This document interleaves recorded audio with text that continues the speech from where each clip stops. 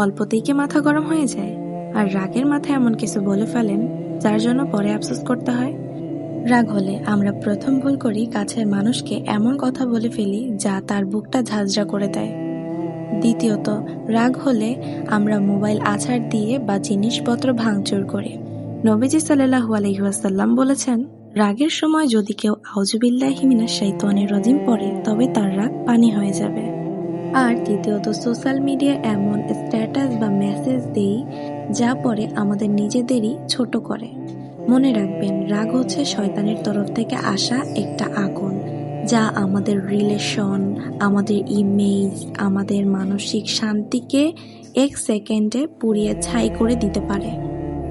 রাগ তো 5 মিনিটে ঠান্ডা হয়ে যায়, কিন্তু এই 5 মিনিটে ভেঙে যাওয়া সম্পর্ক কি কখনো জোড়া লাগানো যায়?